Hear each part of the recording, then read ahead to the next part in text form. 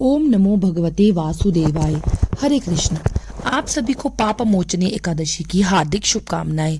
पाप मोचनी का अर्थ होता है पापों से मुक्ति दिलाने वाली एकादशी, और पाप मोचनी एकादशी व्रत के पालन से जन्म जन्मांतर के जाने अनजाने में किए गए सभी पापों का नाश हो जाता है। इस बार एकादशी तिथि 2 दिन पड़ रही है।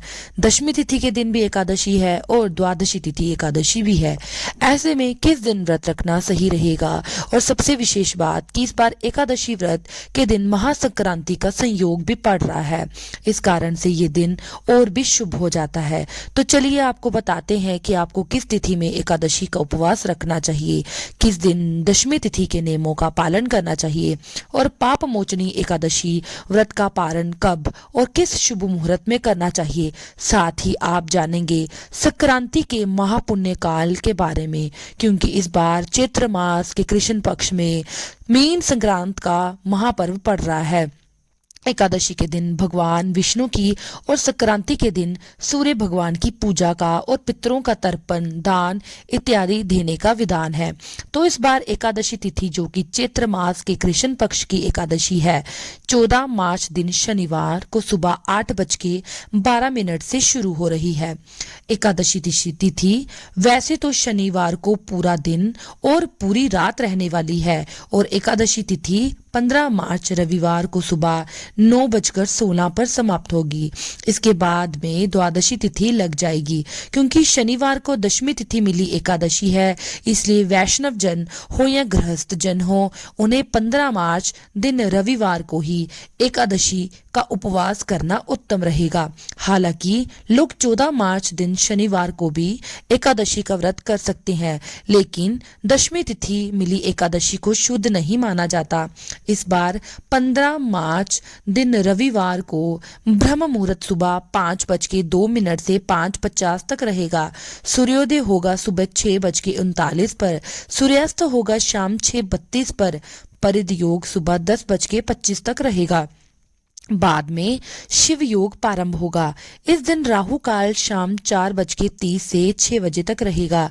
एकादशी के प्रातःकाल पूजा का मुहूर्त सुबह 5:19 से 6:31 तक रहेगा, और शाम की पूजा 6:27 से 7:41 के बीच में कर सकते हैं। क्योंकि इस दिन रविवार पड़ रहा है और एकादशी है, इसलिए एकादशी के नियमों का पालन करते हुए रविवार के दिन तुलसी जी में जल अर्पित ना करें, लेकिन सुबह और शाम तुलसी जी में धूप दीप अवश्य जलाएं। क्योंकि 15 मार्च दिन रविवार को ही मीन संक्रांति का महापर्व भी है, तो इस दिन पुण्य काल और महापुण्य काल का विशेष महत्व रहता है। तो इस दिन पुण्य काल सुबह 6:31 से लेकर दोपहर 12:30 तक रहेगा। वहीं महापुण्य काल का समय 6:31 से 8:31 तक रहेगा। तो इन दोनों शुभ मुहूर्तों में आप एकादशी की भी और मीन संक्रांति की भी पूजा कर सकते हैं, जिसमें सूर्य देव की श्री विष्णु भगवान की पूजा कर सकते हैं, पितरों को जल अर्पित कर सकते हैं। क्योंकि संक्रांति के दिन पितरों के नाम से जो कुछ भी शुभ काम किए जाते हैं, जैसे दान पुण्य तर्पण श्राद्ध पिंडदान आदि, उनसे पितरों को भी मुक्ति मिलती है। और द्वादशी तिथि 15 मार्च रविवार को सुबह 9:17 से शुरू होगी। इसी के साथ हरिवांसर का समय भी शुरू हो जाएगा।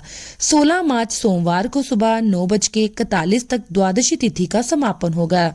अगर जो लोग जानकारी के अभाव में या फिर एकादशी लग रही है इस कारण से शनिवार को एकादशी का उपवास रख रहे हैं, उनके लिए जानकारी दे दूं कि रविवार को सुबह से लेकर दोपहर के बाद तक हरिवांसर का समय रहेगा, जिस दौरान एकादशी का व्रत नहीं खोला जाता। 16 मार्च सोमवार को ब्रह्म मुहूर्त सुबह 5:01 से 5:39 तक रहेगा। इस दिन सूर्योदय होगा सुबह 6:38 पर, सूर्यास्त होगा शाम 6:32 पर, और शिव योग सुबह 9:36 तक रहेगा। बाद में सिद्धि योग प्रारंभ हो जाएगा। तो सोमवार के दिन सर्वार्थ सिद्धि योग भी बन रहा है, जो कि शुभ कार्यों को करने के लिए, किसी खास काम को करने के लिए बहुत ही शुभ रहेगा। राहु काल सुबह 7:30 से 9 बजे तक रहेगा। हरिवांसर का समय 15 मार्च दिन रविवार को यानी मीन संक्रांति के दिन, जिस दिन एकादशी का उपवास भी रहेगा, शाम 4 बजे तक समाप्त होगा। तो इस दौरान केवल पूजा पाठ, मंत्र जाप, भजन कीर्तन कर सकते हैं। हरिवांसर के दौरान व्रत नहीं खोला जाता और ऐसे में इस बार पाप मोचनी एकादशी व्रत का पारण 16 मार्च दिन सोमवार को सुबह 6:30 से लेके 8:54 तक कर सकते हैं। ध्यान रखिए, द्वादशी तिथि बीतने से पहले पहले आपको एकादशी का व्रत खोल लेना है। व्रत को खोलने से पहले भगवान विष्णु को भोग अवश्य लगाएं। ओम